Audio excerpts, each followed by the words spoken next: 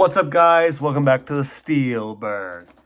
Today, I just wanted to address a couple of rumors that have been floating around regarding the potential to bring in a receiver. So, this summer, we went through the Ayuk saga and all that catfishing and leading on crap that led to absolutely nothing as Brandon Ayuk re-signed with the 49ers on a big deal there. But my question is, now that we've seen Justin Fields potentially being our guy, we've seen what he can do we reopen the talks about maybe bringing someone back to help him out? I mean, Pickens is really, really good, but he can't do everything on his own. And we've seen the receiving numbers from the other guys. I mean, just for an example, on the season, Pickens has 20 receptions for 284 yards. Freiermuth, 17 receptions for 156 yards. Austin, only 7 receptions for 125 yards. And from that, it goes down even further. Najee, only 84 total yards receiving. Darnell Washington, only 41 total yards receiving. Van Jefferson, 36. 34 for Cordarrelle. 31 for Scotty Miller. And down the list it goes. We do not have a set number 2. When Pat Freiermuth is our number 2 receiver in catches, that's a problem. We need a good number 1 and number 2 receiver. You see Ayuk and Debo in San Francisco. You see Hill and Waddle in Miami. You see Brown and Devonta Smith in Philly. You need these duos of receivers. And then from there, you can get the backup help with the tight end. Kittle helping out in San Francisco. Goddard helping out in Philly. You see these tight ends helping as a supplemental piece. You don't want them as the whole thing. We need a number 2 receiver. The hope right now is that Roman Wilson can come back and fill that role. He's been hurt for this year because of the rolled ankle during one of the training camp days. And we haven't really been able to see what he can do. However, even when he does come back, he is still just a rookie. We can't expect him to come in and be that number 2 guy immediately.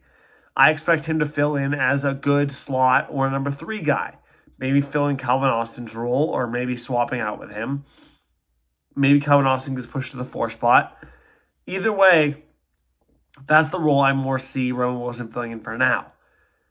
But would it be beneficial to bring someone else in? Recently, we brought in Andy Isabella, a former receiver for the Cardinals, for a workout. But again, that's just going to be a depth piece. We need a good, established receiver. And this is where the question of Davante Adams comes in. Davante Adams has expressed his displeasure with the Raiders. Early talks were that he was hoping to go back and play with Rodgers for the Jets. Reunite with an old teammate for the end of both their careers. Adams is getting into his mid to late 30s. Doesn't have too many years left. You got to wonder if he's going to be ready to hang it up before too long. But you can imagine that he wants a couple more years of winning under his belt. Hence why he doesn't want to ruin his career, or what's left of it, in the Raiders system with Aiden O'Connell throwing to him. The next thing you get into is compensation. What would they want for someone like Davante Adams? Well, like I said, he's a receiver in his mid-30s. And yeah, he spent a lot of time doing some really good work in Green Bay. And I think he still is a top receiver in the league. So, it might not be pretty what we have to give up for him. A team like the Raiders, it's hard to say what they're going to want in return. Do they want all draft picks just to keep rebuilding their team? Do they think they have any chance to push? And would they want someone on the team who could make a current impact on the Raiders? Do we have to give up a linebacker or someone on defense to make up for that? Because with all of our injuries recently, can we really afford to do that? It's a really interesting point. I don't think we should give up a first. Davante Adams signed a 5-year contract in 2022. So he still has 3 years left. So we'd have him for the foreseeable future. So that could be worth more in terms of draft capital giving it away. I'd be comfortable giving as much as a second. I would not give up a first for him. I feel like we have enough we need to take care of in the draft. God forbid if Fields isn't the guy, maybe drafting a quarterback or going after continuing to improve the O-line, continuing to improve the secondary, continuing to improve whatever we need to improve with that first-round draft pick. I'd like to have that in our back pocket.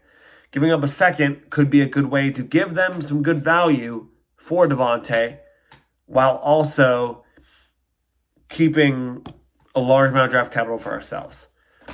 Now, the second is the very most I would give up for him. I probably wouldn't love to give that up, but it would be the very most. Ideally, Khan can fleece them like he's done to Chicago and maybe do like a 5th and a 6th or something like that, some late day picks. I don't know. It's hard to speculate with picks and like draft capital because you never really know what the value is going to be in the league and how the owners are talking. I mean, you see all over NFL media, people think that trades are going to be so much more high value, and then Justin Fields gets traded for a 6th-round pick. Like, it's really hard to establish what is going to be actually done in a trade. So speculating is just that. It's speculation. But I think bringing in Davante would be a great piece. The only issue is I wonder how he would feel about sharing snaps with George and how George would feel vice versa.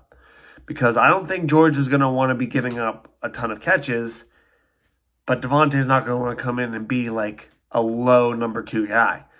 I wonder, would we see more of an even target share like we saw with Debo and Ayuk? I don't know. That's hard to judge, and that's something that I'm sure Tomlin and Omar are going to be thinking about if they do decide to make this. This is just rumors that have been spreading around that he even wants to trade. It's very possible he just stays with Vegas. But if Vegas continues to get worse and worse throughout the year, something could happen and he could move. And I think he would be a fantastic addition to our team. I think he would give Justin Fields all of the firepower he needs to continue to prove himself to be our future quarterback. I mean, that's a title I already could see him filling, but this gives him really a lot of help. It could help with our slow starts in games. I mean, we could actually put up a touchdown in the first quarter, maybe 2. That's crazy to think about, but I think it could be a good change to bring in the second receiver from what our status quo has been this year, because also it takes pressure off of Pickens. Pickens has been double teamed a lot. He's had the best corner on them. Okay, well, what does, say, the Ravens' best corner do when he sees George Pickens on one end and Davante Adams on another? Who do you cover? Right? It makes things so much more difficult, and it opens things up for both receivers. So I'd love to see it done. Let me know what you guys think in the comments below.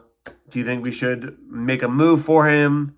In Omar, we trust. He hasn't let us wrong in trades so far. So, yeah, let me know what you guys think. I think he'd be a great addition to the team. But, yeah, I just want to make this video and show my opinion on the matter, talk about the trade a little bit.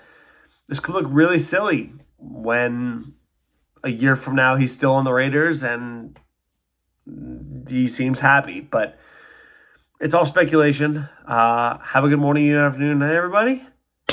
Goodbye again from the Steelburgh.